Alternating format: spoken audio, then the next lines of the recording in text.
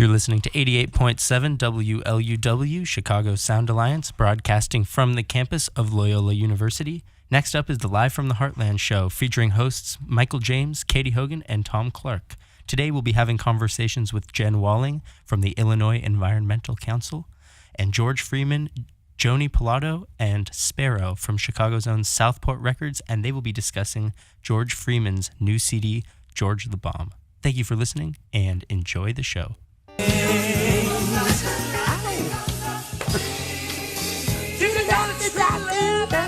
Oh, all right. God, I love that song. Thank you, Stevie Wonder, for all your gifts to us. Keep giving, baby. We are so happy to have with us today an incredibly valuable asset to the community for all of her years of activism so far, and she's still so young. Ms. Jen Walling, Illinois Environmental Council Exec Director and neighbor from the 48th Ward. Welcome to Live from the Heartland. Hi, thanks for having me. Good morning. Oh, it's great to have you. And most recently, we should just throw it in there that you've been asked once again to be on a governmental transition team, that one now of Mayor-elect Lori Lightfoot. Yep, I'm really honored. It wasn't something I was expecting. And it's just a great group of really talented Chicagoans on environment and environmental justice that have been brought together to put together a plan for the new mayor. It's really exciting to be able to weigh in this early. And also it seems that they will be looking to come back and have us evaluate how things are going 100 days in and beyond. So it's exciting to have that role. That's spectacular. That is really good news. What are the two top things you bring to a job like this? I mean, there are a zillion different environmental challenges, but also opportunities. How do you figure out which two you really want the new mayor to tackle first? Oh, or gosh. 3 or 4. Well, I think that's the point with this transition team is they're looking for 2 to 5 initiatives in each of their subject area, which is really difficult. We produced a mayoral report before the election that was almost 10 pages long, and we're a coalition organization. So we other being Illinois. IEC, the Illinois Environmental Council, is a coalition. So we have a number of partners, anywhere from the Sierra Club to local community organizations like Citizen Green or Evanston.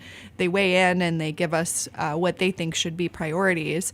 And so we have all these things we think we should do, but you're looking at 2 to 5 new things. I think you're looking at things that should be new or different from what the previous administration did in terms of what we're going to try to prioritize. And I think the important things of these transition is really just taking all of these views, listening and prioritizing, but prioritizing with a view on equity, because it just can't be the loudest voices in the room or the groups that have the most in terms of wealth and that sort of thing. We have to be thinking about all of the communities in, well, actually not all of the communities. We have to be thinking about this in a way where we're really bringing equity to the table and thinking about those communities that have been neglected and need more resources. So, well, you couldn't bring it down to just 2 things. For us in the city, one of our real problems is we don't recycle properly. And given that China just said, forget it, we don't want your recycling, both as a result of we'll send it to Alabama. Both as a result of the Trump trade war thing, but also as a result of pressure from within China to clean up their air and water. What are we doing in Illinois and Chicago to prepare to deal with our own waste? We are not doing very much at all. That's what I was am afraid definitely of. disappointed at all levels. I think that, I don't say this about a lot of issues, but I think that education is one of the most important components here. And we can't even do statewide education on this issue because different haulers take different things in other parts of the state. The IEPA has put together a really great resource that's sort of consolidated of what goes into a recycling bin. But one of the things we were really disappointed by during the Emanuel administration is when the plastic bag fee passed, which has been incredibly successful and very popular, but we insisted that money be dedicated towards environmental education as part of it, both passing out bags, because we don't want governments, whether it's the city or the state that's thinking about doing a plastic bag fee, to work on maximizing this revenue. We need to be working on minimizing the revenue. Right. And so we had wanted some of that money to be used on citywide education, real education about what goes into these bins, encouraging people, because this is one where, I mean, corporations can do more to label stuff, et cetera, but this really is one of the environmental things that falls on individuals. But we also should be looking at commercial businesses and that sort of thing. We're doing very poorly at the city and not great at the state. We're so behind so many places Very, in the country. Very. You know, one of the things that I heard recently was someone on air talking about how recycling wasn't that crucial. What was more crucial was electing people to office to change policy. So I'm just wondering how much of a role, how do you address that? Because at home, I'm still like saying to my kids, well, we still got to practice doing this because we're going to have to do it in the long run. But how much of an impact does it really make? Well, I think of the things an individual can do, it's one of the most important. But obviously, in the job that I do, it's so exciting because, you know, I can compost at home, but I helped pass with Senator Heather Staines the first commercial composting law in Illinois that has taken thousands of tons out. And so if you have the right people in, and at the state level right now, it's just, I am really excited. One really exciting thing that happened in the state level, I think we Please just had. tell us exciting things. This is exciting. I think we just had our first actual climate change vote pass in the General Assembly. We had a bill a couple of weeks ago that repealed the Kyoto Protocol Act of 1998, which is very technical, but that act prohibits us from regulating carbon on our own in Illinois.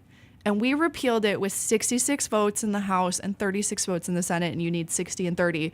Right we on. have climate change action majorities in both chambers. It's just looking at what other factors are going to influence them, but we're getting there, and that's really exciting. So Jen Walling, Exec Director of Illinois Environmental Council, you said that you are a group of your coalition group, and I noticed that on my most recent mailing from you, you were pointing out one of our real problems is losing water due to leaking pipes. Okay, talk to us about this. Well, we are spending a lot of time right now in the capital plan talking about transportation infrastructure. Of course, everybody thinks, oh, potholes, absolutely, we need to fix our transportation and public transit, for sure. Or highways buckling on, Yeah, like that. Right on Lakeshore Drive. Lakeshore Drive, not being able to drive on it, right? But we have just as many, if not more, potholes in our water system. We have 1/8 of the nation's lead service lines. We have communities like Maywood, Illinois, where a significant number of people are below the poverty line that lose 40% of the treated drinking water that they get a year, and that's expensive water. And we have all sorts of leaking, crumbling water infrastructure that we're not taking care of. And I think in this capital plan, we've been advocating for a dedicated revenue source for water infrastructure and a dedicated portion of the capital plan to deal with water. And it's also important, not only is it good for water quality, quantity, for the environment, but it's also a really great job item. And a lot of these, you have both the plumbers and the laborers. The laborers are one of the most diverse unions in the state. Right. So you can really encourage job growth in communities that need it most. And we have another bill about recruitment of diverse folks for water jobs training program that Senator Villavalom from our neck of the woods. From our neck, is leading on. So He was on this show. oh, he's doing great. He brought the environment and labor together to do that. Great bill. Yes. So we're right next to Lake Michigan, so we really don't have to worry about water that much. It's at an all-time level, high. We got plenty of water out there, right? Well, do we? I mean, of course, the Great Lakes is blessed. The Great Lakes region blessed with water, and even downstate, we're still taking some of our water and draining it off of fields because there's too much. But globally, there's definitely areas running out of water. People are going after our water all the time. We're trying to take more and more water from Lake Michigan. Foxconn in Wisconsin wants to take millions of gallons from Lake Michigan. Yeah. So there's that. I think that we also need to really take care of our water quantity despite being blessed with it. But we are at risk of running out of clean water. There's all sorts of things, whether it's microplastics, pharmaceuticals, things that it's tough to clean out of water when we treat it for drinking, and incredible concern. So water obviously, like, why am I still talking about, water in general, and why I don't understand. I mean, of course I need to talk about it, but I don't understand, for example, why I work a lot on livestock operations. Like, why am I still working to prevent people from putting poop in water? I don't understand why that's not just obvious to every single person that is not something that should happen. even a committed activist like yourself has to look at the mirror and go, why? Yes. Speaking of what Thom just asked you, can you give us an update on the Great Lakes Compact and how that works or doesn't? Is it an item on your agenda as Illinois Environmental Council Director? Yeah, and we're going to be doing a lot more work on Great Lakes. I've been really pleased with the new governor and the things that he's brought to the table. And one of the items that he can really make a difference on, but we've been asking him for some items, is the way that Illinois interacts and leads in the international community with respect to Great Lakes. We should be working to improve our internal systems, to reduce our water usage in Lake Michigan, stop taking more water from Lake Michigan as we get more efficient. And we should be leaders in the international community, telling all those other states, those red states around the Great Lakes, that they need to be better. Wait, hang on. Red states around the Great Lakes? A one-time deal. No. Come on now. Let's hope so. Let's not paint them that I'm worried color. about Ohio. I worry about Ohio. Yeah. I'll just say that. Okay, I hear you. I work with a lot of the Ohio Environmental Council there, and but Wisconsin, How's working with Michigan Canada looks good. on that stuff? Yeah, I mean, they want us to do better. Yeah. But of course, Canada wants pipelines and tar sands and items. Speaking of tar sands, how's the fracking industry doing in Illinois? Well, we're 6 years into a fracking regulation bill passed in Illinois, and we have not a single application. Well, there was one application for hydraulic fracturing, and it was they received it, but then they pulled it back because they realized they were going to be sued. So I think we were successful with that fracking regulation law. I mean, Excellent. we'll see how the natural gas economy picks up. No earthquakes here. No earthquake. I mean, there Except is, for the naturally occurring ones. Yeah, there is still oil and gas. And I spoke about this a little before. We're really concerned about a pipeline protest bill that has been introduced in Illinois and passed the House with 77 votes. And it's an American Legislative Exchange Council initiative. And they've been doing It's it. ALEC, i.e. Republican. ALEC. It's a right-wing think tank that's mostly funded by the Koch brothers. And they've been doing these bills in dozens of states.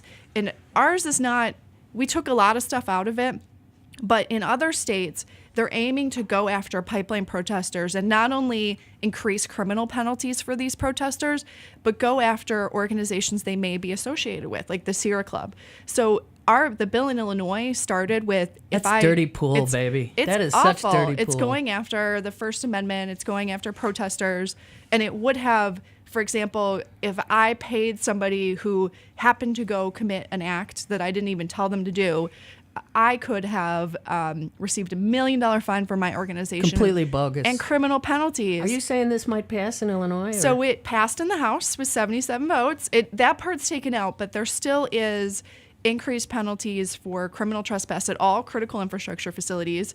So a teenager hanging out at a rail yard could get a felony from this bill. And Yikes. we definitely need more felonies for Black and brown teenagers, right? We know who this is going to go after. Yikes. Pay to play. Thank you, Mr. Madigan. Yep. So this is all the big gas companies going after environmentalists. It's what it is, and it was really disappointing to get it out of House. We got a lot of bad stuff out of it, but it's still not a good bill, and we're going to be working to tell the Senate and the governor to vote no. How do people support, stopping that? Well, our website, ilenviro.org. Say that again. It's IL, Enviro, ENVIRO.org.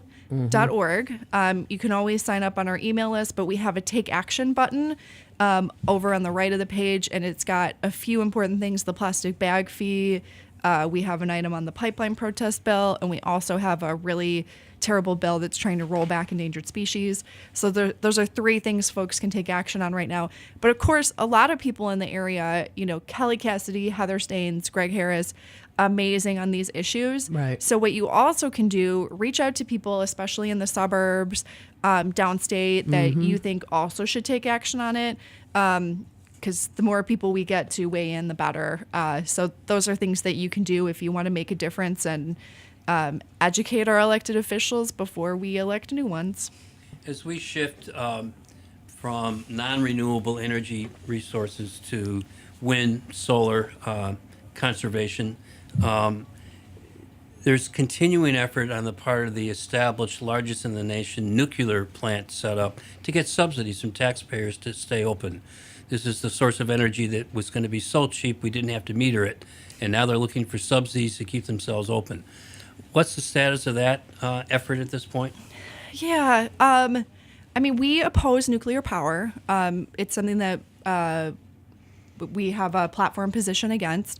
We did work on the Future Energy Jobs Act, which included the Exelon bailout, but 70% of it was program dollars for renewable energy and energy efficiency. We have another bill, the Clean Energy Jobs Act, that is 100% renewable energy by 2050, and not nuclear as part of that. We plan closure of nuclear fleets.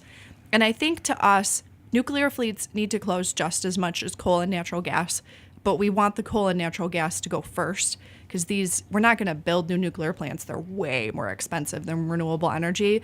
And so, let's plan retirements of all of these, because these big corporations, they want to come in and they want to say, we're going to close in 30 days, employees, you're out of luck, sorry, and that makes those people mad at us, but they should be mad at the corporations that said you got 30 days. So let's plan when these are going to close, whether it's coal or nuclear, and help those communities make sure they have property taxes, find jobs, move over to the green economy. Let's provide that those sources for those people. I don't know if you heard that what Jimmy Carter did. He took a bunch of his land and turned it into a solar prairie. It's a gift to Plains, Georgia, and it's covering half of their electrical usage for Plains. That's awesome. What is Solar Illinois, or Illinois Solar? What's it called? There's a program. There's the Illinois Solar Energy Association is a nonprofit that you could look at if you want to get solar. We just bought a building in Springfield, because we have 2 locations, Chicago and Springfield, and we're just about to get solar on our building there.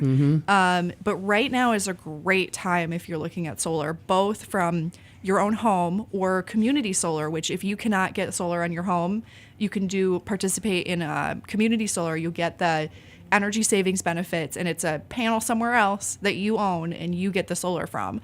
I would say, those people who come knock on your door and want to sell you a different energy provider, first, if they're knocking on your door, don't do it. Cub has a really nice guide for it, but that's Citizens Utility Board. Citizens Utility Board, Cub. you can look at that. Not the ball team. Even though she's going to the ball game. I am. It's going to be cold. But 51.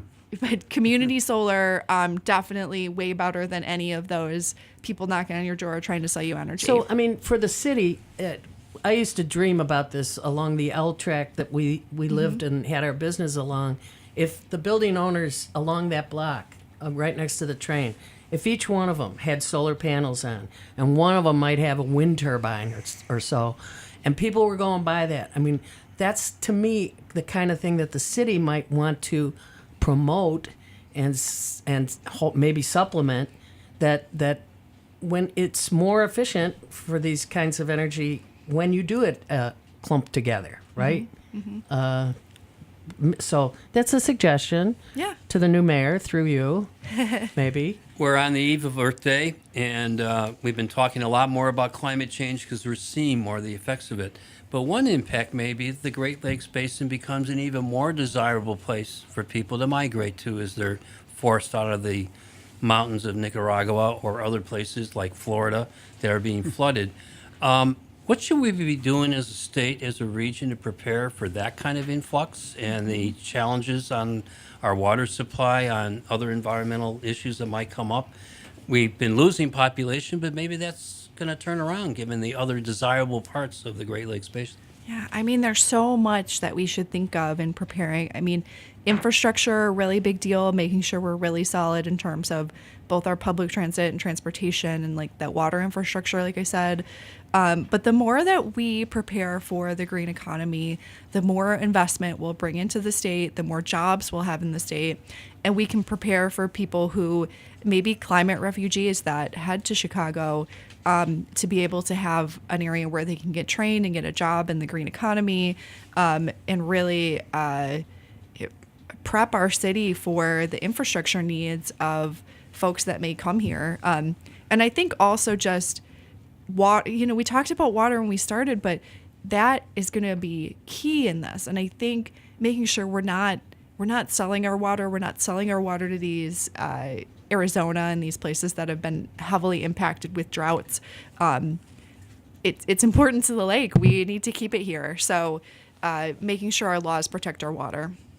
I had a question about the role of organic agriculture in the state, both on the state level, and I know we have a lot of gardens in Chicago, but what kind of moves might you be taking on this to encourage more organic farming?